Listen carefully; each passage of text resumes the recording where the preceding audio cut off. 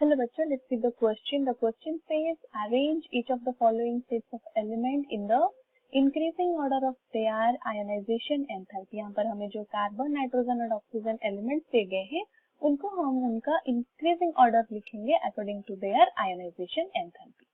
So key concept here is ionization enthalpy or ionization energy. Ionization enthalpy क्या होता है? Ionization enthalpy is the amount of energy required, जितने amount of energy हमें चाहिए, energy required to remove an electron, एक electron remove करने के लिए, to remove an electron from an isolated gaseous atom. Isolated gaseous atom, और remove electron करने के वजह से वो क्या बन जाता है? It convert into a cation. वो कैटायन फॉर्मेशन होगा, दैट विल बी, वो पॉजिटिवली चार्ज हो जाएगा. If will see along a period, periodic table के ट्रेंड अगर हम देखेंगे अलोंग पीरियड में क्या होता है? Addition of the electron. So size हमारा डिक्रीज होता है, साइज ग्रेजुअली डिक्रीज हो जाएगा अगर हम लेफ्ट टू राइट तक जाएंगे. तो साइज डिक्रीज होने के वजह से न्यूक्लियर अट्रैक्शन इंक्रीज होता है. न्यूक्लियर अट्रैक्शन और effective nuclear charge is more. Nuclear attraction increases.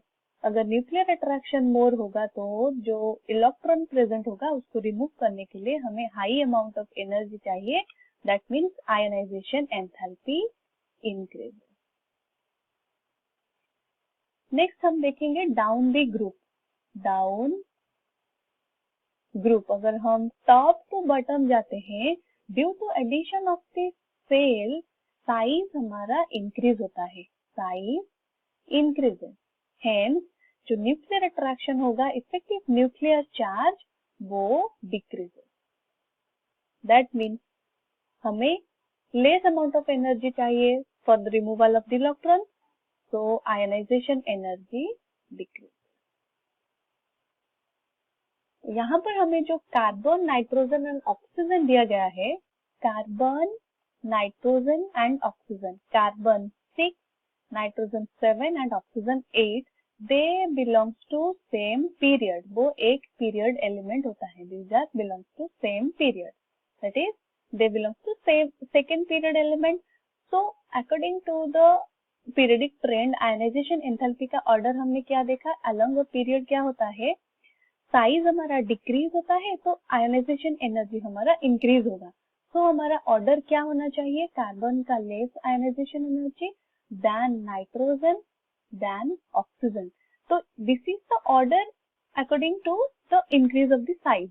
तो ऑक्सीजन का यहाँ पर हमारा हायर एनर्जी चाहिए for the removal of the electron, but there will be another exception, क्योंकि नाइट्रोजन का इलेक्ट्रॉनिक कॉन्फ़िगरेशन अगर हम देखते हैं, nitrogen is 7 which is 1s2 2s2 2p3.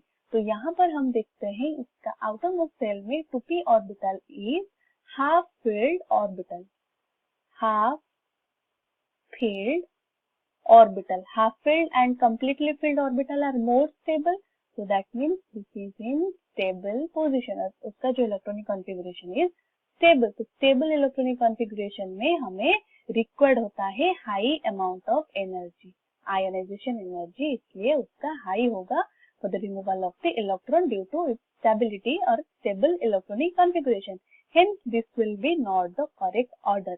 तो करेक्ट ऑर्डर हमारा क्या होगा? कार्बन का सबसे कम होगा, देन ऑक्सीजन, और हाईएस्ट होगा nitrogen. This is the correct increasing order of the ionization enthalpy in the case of carbon, oxygen and nitrogen.